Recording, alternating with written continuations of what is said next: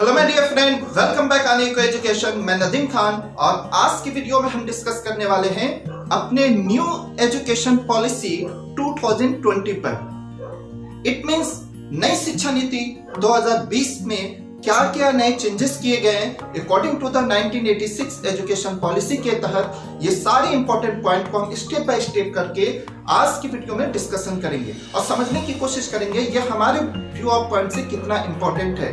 वो सारे important point को हम स्टेप बाय स्टेप डिस्कशन करेंगे आज के वीडियो में। आप ऐसे ही जुड़े रहें और चलिए हम विदाउट टाइम वेस्ट किए हुए अपने वीडियो को स्टार्ट करते हैं और स्टेप बाय स्टेप सारे टॉपिक को समझने की कोशिश करते हैं।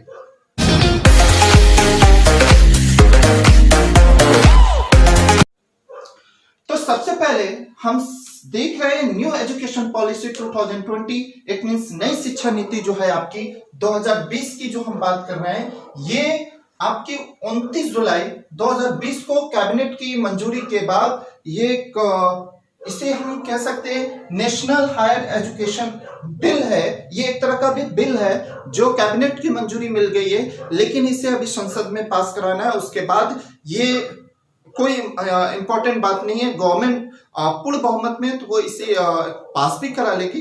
कैबिनेट की फुल इससे मंजूरी भी मिल चुकी है इस बिल को, और इसके अकॉर्डिंग इस बिल में क्या क्या नई बातें हैं वो स्टेप बाय स्टेप करके हम समझेंगे।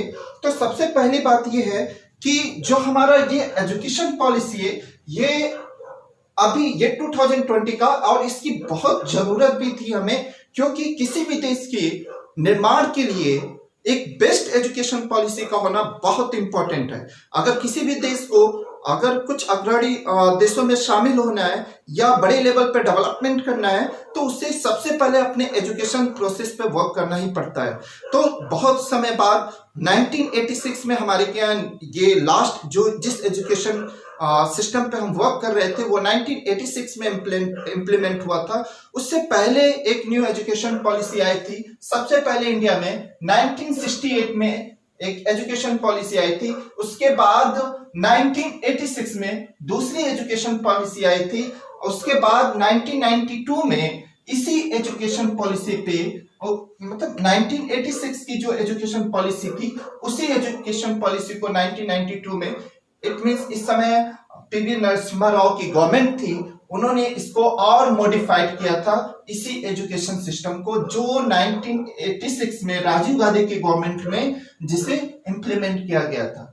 तो लगभग 34 साल बाद आज 2020 में एक नया एजुकेशन पॉलिसी फिर से लाई गई है। इसमें क्या बड़े चेंजेस किए गए हैं, बहुत बड़े स्तर से, मतलब इसमें जमीनी स्तर से बहुत बड़े कई चेंजेस किए गए हैं। उसको एक एक करके हम स्टेप बाय स्टेप समझने की कोशिश करते हैं। सबसे पहले ये जो बिल है आपका, ये नेशनल हायर एजुकेशन बिल के नाम से है, और ये सबसे पहले 2015 में इसे बनाने की जिम्मेदारी दी गई थी TSR सुब्रमण्यम की कमेटी के थ्रू इसे बनाने के इस पे एक राय मांगी गई थी। उन्होंने 2016 में इस पे अपनी रिपोर्ट भी गवर्नमेंट को सौंपी थी, लेकिन उस पे उसको इम्प्लीमेंट न करके गवर्नमेंट ने 2016 में डॉक्टर के कस्तूरी रंगन की अध्यक्षता में एक और कमेटी बनाई, और ये जो न्यू एजुकेशन सिस्टम है ये इन्हीं की अध्यक्षता में बनी हुई जो कमेटी थी उसी के रिकमेंडेशन पे ये आपका न्यू एजुकेशन सिस्टम बनाया गया है। तो इसको एक एक करके हम समझने की कोशिश करेंगे कि इस न्यू एजुकेशन पॉलिसी में क्या नए नए चेंजेस किए गए। तो सबसे पहले जो सबसे बड़ा चेंजेस किया गया है वो यहाँ पे मानव संसाधन विकास मंत्रालय, इट मींस NHRD जो मिनिस्ट्री थी आपकी, उसको ही चेंज कर शिक्षा मंत्रालय बना दिया गया है। एक बहुत बड़ा चेंजिंग है ये भी, अपने आप में सबसे बड़ा चेंजिंग तो यही है कि मानव संसाधन विकास मंत्रालय को चेंज करके शिक्षा मंत्रालय बना दिया गया है।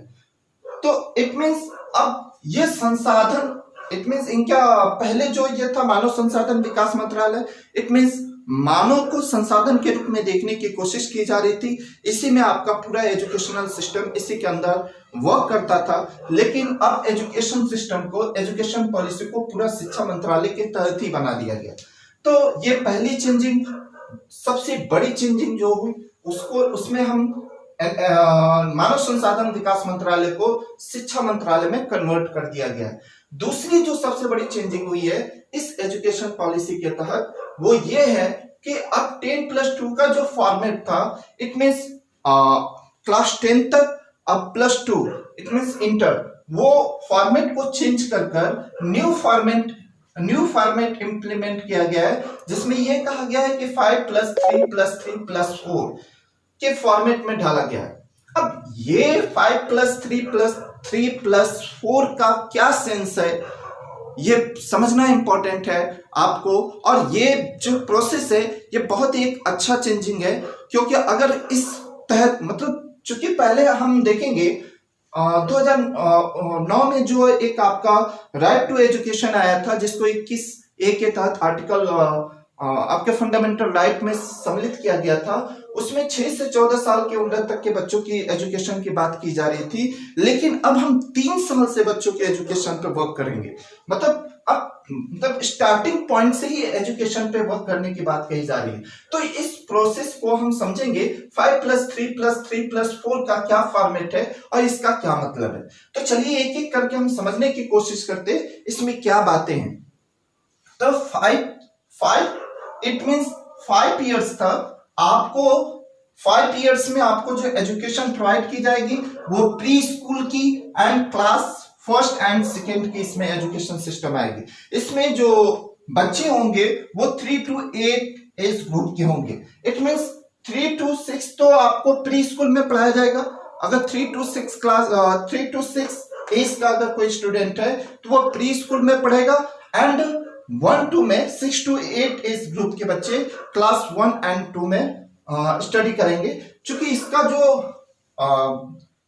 करिकुलम होगा जो एनसीईआरटी के द्वारा बनाया जाएगा वो इनके बेसिक फंडामेंटल को ही मजबूत करने की बात की जाएगी, क्योंकि 5 साल में इनका बेसिक स्ट्रक्चर मजबूत हो जाए। क्योंकि इसके बाद देखिए ये आपका फंडामेंटल है, यहाँ पे 5 सालों में जो वर्क करना है हमें उनके बेसिक स्ट्रक्चर पे वर्क करना है जिससे उनमें इंप्रूवमेंट हो सके। सेकेंड जो है 3 इयर्स, ये 3 इयर्स का मतलब है इसमें क्लास 3 to 5 क्लास के स्टूडेंट आएंगे जिनकी एज ग्रुप होगी 8 to 11 इयर्स। इसमें क्लास 3 to 5 इयर्स के बच्चे आएंगे और इनकी एज ग्रुप 8 to 11 इयर्स होगी। और इसमें भी ये बेसिक फंडामेंटल का ये प्री मिडिल क्लास का एजुकेशन होगा। इसमें आप लैंग्वेज वगैरह को बहुत ज्यादा इंपॉर्टेंस देंगे हम इसमें। उसके बाद जो 3 इयर्स है हमारा वो 3 इयर्स क्लास 6 to 8 के लिए। अब यहां क्लास 6 जैसे बच्चा कोई क्लास 6 में इंटर होता है तो उसमें वहां पे बहुत सारी उसके लिए अपॉर्चुनिटी हो जाएगी, वो आगे हम टॉपिक में डिस्कस करेंगे। क्लास 6 में इंटर होते ही बच्चे को आपको वोकेशनल एजुकेशन दिया जाएगा। यहाँ पे कंप्यूटर से कोडिंग वगैरह की, ऐप बनाना वगैरह की बहुत सारी एजुकेशन के ऑप्शन होंगे और ये सारे क्लास 6 से चेंजिंग होंगी। यहाँ तक कि बच्चों को सब्जेक्ट भी चुनने का जो राइट होगा वो क्लास 6 से ही मिल जाएगा इन्हें। इसके बाद 4 इयर्स क्लास 9 to 12 के लिए जिनकी एज ग्रुप 14 to 18 इयर्स की होगी। तो ये एक फॉर्मेट बनाया गया है 5 years 3 years 3 years plus 4 years. ठीक है, इसमें ये क्लास के ग्रुप के बच्चे आएंगे और जिनके लिए एक अलग हर एक स्ट्रक्चर के लिए अलग फॉर्मेट बनाया गया है एनसीईआरटी के द्वारा जिन पे वर्क किया जाएगा। तो ये एक आपका न्यू फॉर्मेट जो बन के आया है 5+3+3+4 का, जो 10+2 फॉर्मेट को रिप्लेस करेगा। अब ये तो अब जब इंप्लीमेंट होगा तो इसका रिजल्ट भी हम देख लेंगे कितना अच्छा आता है। तो ठीक है, नेक्स्ट जो पॉइंट है हमारा बहुस्तरीय प्रवेश एवं निकासी एंड क्रेडिट ट्रांसफर। अब इसमें क्या है कि पहले जो भी स्टूडेंट होते थे वो बीए, एमए या बीए में या बीएससी में या बीबीए में ये जो भी एडमिशन होता था या आपका बीटेक में कहीं पे भी बच्चे जब एडमिशन कोई स्टूडेंट लेता है तो कभी सपोज दैट ऐसा होता है कि साल भर 2 साल करने के बाद वो लेफ्ट कर जाता है और उसकी पूरी पढ़ाई बेकार चली जाती है। तो ये सारे प्रोसेस को खत्म किया गया है और अब एक नया सिस्टम प्रवेश लाया गया है जिसमें ये कहा जा रहा है बहुस्तरीय प्रवेश होगा। इट मीन्स अगर इस पद्धति के अनुसार पहले साल के बाद सर्टिफिकेट, अगर 1 साल भी बच्चा कोई स्टडी करता है तो 1 साल के बाद उसे सर्टिफिकेट दिया जाएगा उस 1 साल के कोर्स का, और दूसरे साल के बाद उसे डिप्लोमा प्रोवाइड कराया जाएगा, और तीसरे एवं चौथे साल के बाद डिग्री दे दी जाएगी उसको। और देखिए जो आपका बीए होगा, ग्रेजुएशन होगा, वो तो जनरली 3 इयर्स का होगा, लेकिन अगर 4 इयर्स तक अगर आप करते हैं इस ग्रेजुएशन की डिग्री के लिए तो आपको एमए और एमफिल के छोड़कर डायरेक्ट आप पीएचडी कर सकते हैं। तो ये एक अपॉर्चुनिटी होगी। अगर 4 इयर्स का आप डिग्री लेते हैं तो उसमें आपको पीएचडी डायरेक्ट विदाउट एमफिल के भी आप पीएचडी कर लेंगे। तो ये एक बड़ी प्रॉब्लम तो बीच में मीडिएटर का काम करती थी, जो आप रिप्लेस करके डायरेक्ट स्टूडेंट पीएचडी कर सकता है। तो एक नया सिस्टम ये लाया गया है जिसमें ये कहा गया है कि बहुस्तरीय प्रवेश, मतलब स्टूडेंट अगर चाहे तो वो बीए में पढ़कर अगर उसे अच्छा नहीं लगा तो 1 साल ड्रॉप करके वो कुछ बीएससी भी कर सकता है, बीकॉम भी कर सकता है, बीटेक भी कर सकता है, कहीं भी पढ़ सकता है। तो बहुस्तरीय प्रवेश होगा, वो कहीं पे भी प्रवेश लेने की उसको इजाजत होगी। और निकासी मतलब वो कहीं से भी कभी भी उसे एग्जिट कर सकता है, छोड़ सकता है, और वो बेकार नहीं जाएगा, वो एक टाइम पीरियड के बाद फिर उसे करना चाहे तो कर सकता है। और इस तरह उसकी जितने टाइम तक उसने उस कोर्स को किया है उसके डिजी लॉकर में वो क्रेडिट के तौर पे बना दिया जाएगा, जैसे हम क्रेडिट ट्रांसफर कहते हैं, वो क्रेडिट के तौर पे उसके डिजी लॉकर में आ जाएंगे। तो इस तरह से ये टॉपिक एक नया इंप्लीमेंट किया गया, बहुत अच्छा वर्क किया गया, जो बहुत सारे स्टूडेंट की जो प्रॉब्लम थी वो इससे सॉल्व हो जाएगी। नेक्स्ट जो पॉइंट है हमारा इंपॉर्टेंट पॉइंट, वो सरकारी और निजी विश्वविद्यालय के लिए शिक्षा मानक समान होंगे। इट मींस जो भी सरकारी या प्राइवेट विश्वविद्यालय हैं उन सभी के लिए ओवरऑल द कंट्री सभी के लिए एक ही मानक बना दिया गया है। अब इससे चाहे कोई भी बच्चा हो, चाहे हरियाणा का हो, चाहे पंजाब का हो, चाहे यूपी का हो, चाहे बिहार का हो, कहीं से भी कोई भी स्टूडेंट अगर ग्रेजुएशन करता है किसी प्राइवेट कॉलेज से करे या तो गवर्नमेंट कॉलेज से, लेकिन उसे एक ही चीज, एक ही सिलेबस पढ़ाया जाएगा, तो इससे बहुत बड़ी प्रॉब्लम पूरी कंट्री की सॉल्व हो जाएगा और बहुत स्तर तक स्टूडेंट की भी प्रॉब्लम सॉल्व होगी। तो ये एक बहुत बड़ा इंप्लीमेंट किया गया है। तो आगे देखते हैं नेक्स्ट पॉइंट हमारा क्या है। स्कूलों में अब पहले जैसा स्ट्रीम सिस्टम नहीं होगा। अब ये एक नया प्रोसेस है। स्ट्रीम सिस्टम का मतलब ये है कि बच्चा पहले कॉमर्स साइड, साइंस साइड या आर्ट साइड, कोई एक साइड लेकर स्ट्रीम के अकॉर्डिंग पढ़ाई करता था, जिससे वो उस सब्जेक्ट जिस स्ट्रीम में है, अगर साइंस ग्रुप में है तो साइंस के ही सब्जेक्ट लेकर पढ़ सकता है, अगर आर्ट ग्रुप में है तो आर्ट के ही सब्जेक्ट को लेकर पढ़ सकता है, या कॉमर्स में है तो कॉमर्स के ही सब्जेक्ट को लेकर पढ़ सकता है। लेकिन इस स्ट्रीम सिस्टम को अब खत्म कर दिया गया है। अब छात्र किसी भी विषय के साथ पढ़ सकता है। अगर वो ये स्ट्रीम सिस्टम को पूरा फिनिश किया गया है, अब छात्र किसी भी विषय के साथ पढ़ सकता है। इट मींस अगर वो मैथ के साथ हिस्ट्री पढ़ना चाहे तो भी पढ़ सकता है, अगर वो कॉमर्स के साथ, अकाउंट के साथ पॉलिटिक्स भी पढ़ना चाहता है तो पढ़ सकता है। किसी भी सब्जेक्ट के साथ वो किसी भी सब्जेक्ट को लेकर पढ़ सकता है अपने इंटरेस्ट के अकॉर्डिंग। जिस पे ये जो प्रोसेस है ओवरऑल द वर्ल्ड, जब वर्ल्ड की एजुकेशन पॉलिसी पे आप फोकस करेंगे तो वहां पे पहले से ये सारी चीजें इंप्लीमेंट थी, लेकिन बहुत देरी सही, लेकिन हमारे कंट्री में एक नया ये जो प्रोसेस स्टार्ट हुआ है, इसमें ये बहुत हद तक स्टूडेंट के हक में होंगी और जिससे स्टूडेंट की मैक्सिमम प्रॉब्लम जो है एजुकेशन की वो सॉल्व हो जाएंगी। चलिए तो देखते हैं नेक्स्ट पॉइंट हमारा क्या है। 5वीं कक्षा तक पढ़ाई जो होगी मातृभाषा में होगी। इट मीन्स जो भी क्लास 5 तक एजुकेशन प्रोवाइड कराया जाएगा आपको, इसमें आपके लोकल लैंग्वेज पे ही प्रोवाइड कराया जाएगा और इसमें कोई प्रोहिबिटेड नहीं होगा, कोई जबरदस्ती, कोई प्रतिबंध नहीं होगा कि आपको एजुकेशन जो प्रोवाइड कराया जाए वो इंग्लिश में कराया जाए या किसी अदर लैंग्वेज में कराया जाए। तो ये एक बहुत बड़ी इंप्लीमेंट है कि आपको क्लास 5 तक आपके लोकल लैंग्वेज में, चूंकि बच्चा जब छोटा होता है तो उसे अपनी मातृभाषा में चीजों को समझना बहुत इजी होता है, तो क्लास 5 तक हम इसे उसके लोकल लैंग्वेज में समझाएंगे, पढ़ाएंगे। और उसके बाद आपको यहाँ उसके ऊपर 3 लैंग्वेज का ऑप्शन रखा गया है। एक तो आपका इंग्लिश है, कॉमन लैंग्वेज जिसे कहते हैं, एक है उसका अपना इंग्लिश है, और दूसरा हिंदी लैंग्वेज है, और तीसरा उसका अपना लोकल लैंग्वेज होगा। ये 3 लैंग्वेज में क्लास 5 के बाद एजुकेशन प्रोवाइड करने की बात की गई है, लेकिन क्लास 5 तक उसे अपनी मातृभाषा में पढ़ाई दी जाएगी, एजुकेशन प्रोवाइड कराया जाएगा। ये भी एक बहुत बड़ा इंप्लीमेंट है। नेक्स्ट जो इंप्लीमेंट है, चेंजिंग है, 6वीं कक्षा से बच्चों को कंप्यूटर कोडिंग सीखने का मौका मिलेगा। अब ये क्लास 6 में जैसे बच्चा इंटर करेगा, हमने बताया जो 3 इयर्स का ये था आपका जो एज ग्रुप 11 to 14 इयर्स के बच्चे इसमें एनरोलमेंट कराते हैं, वहां से ही बच्चा क्लास 6 से ही इसके पास ऑप्शन होगा चूज करने का। क्योंकि पहले हमारे पास क्लास 11 से चूज करने का ऑप्शन होता था, क्लास 10 तक एकेडमिक चलता था, और फिर क्लास 11 से चूज करने का ऑप्शन होता था, लेकिन अब क्लास 6 से ही बच्चों को यह ऑप्शन प्रोवाइड करा दिया जाएगा। और उसके पास बहुत सारे ऑप्शन होंगे, जैसे बच्चों को computer coding, it means app बनाना, या आपको कोई वेबसाइट बनाना, ये सारी चीजें कंप्यूटर कोडिंग, इट मींस सभी तरह के कोडिंग प्रोसेस को आपको सिखाया जाएगा। इसके साथ ही स्किल पे भी वर्क किया जाएगा, प्रोफेशनल एजुकेशन भी प्रोवाइड कराई जाएगी। अगर कोई स्टूडेंट क्लास 6 से ही कोई प्रोफेशनल वर्क सीखना चाहता है, किसी स्किल को सीखना चाहता है, तो उसे सिखाया जाएगा।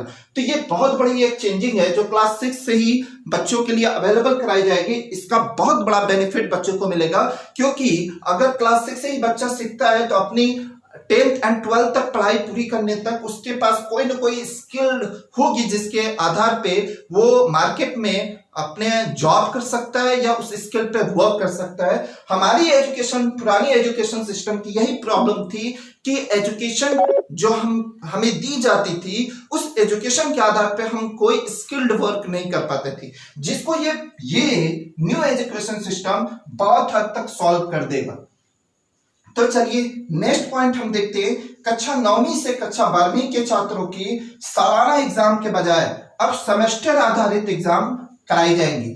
मतलब जो क्लास 9 to 12 के जो बच्चों के फाइनल ईयर के एग्जाम होते थे, अब वो फाइनल ईयर के एग्जाम ना होकर सेमेस्टर वाइज एग्जाम होंगे। मतलब 6 महीने पे एक 6 महीने पे आपके 6 मंथ पे आपके सेमेस्टर वाइज एग्जाम कराए जाएंगे, और उसके मार्क्स इंक्लूड करके आपको प्रोवाइड कराए जाएंगे। तो ये भी एक बहुत बड़ा चेंजिंग है, क्योंकि बच्चों के ऊपर बड़ा फाइनल एग्जाम का बड़ा प्रेशर होता था, उसको बहुत हद तक ये कम करने की कोशिश की गई है। और आपका एग्जाम जब सेमेस्टर आधारित होगा तो आपके सिलेबस कम होंगे और उनको बीट करने के चांसेस आपके पास ज्यादा होंगे।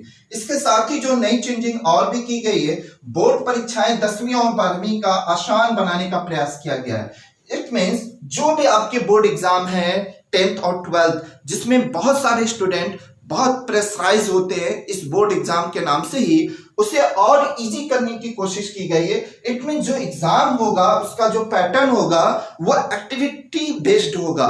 इट मीन्स रिमेनिंग बेस्ड नहीं, इट मीन्स आपके रटने की प्रवृत्ति के आधार पे नहीं होंगे। और इसमें जो भी कोचिंग है, इंस्टीट्यूशन है, उनकी जो भूमिका है, जो आपको बोर्ड एग्जाम के प्रिपरेशन कराते हैं, रटने की आदत दिलवाते हैं, उनकी भूमिका, उनकी मीडिएटर को खत्म करने की कोशिश की जाएगी ये 10th और 12th के बोर्ड एग्जाम में। इट मीन्स गवर्नमेंट का पूरा फोकस है कि जो बोर्ड एग्जाम हो वो एक्टिविटी बेस्ड हो, और जिसमें जो कोचिंग, जो मीडिएटर का काम कर रहा है, उसकी भूमिका को ज्यादा हद तक खत्म किया जाए। तो ये एक नया तरीका है, इससे बहुत सारे बच्चे के ऊपर जो प्रेशर होता है बोर्ड एग्जाम का वो बहुत हद तक कम हो जाएगा।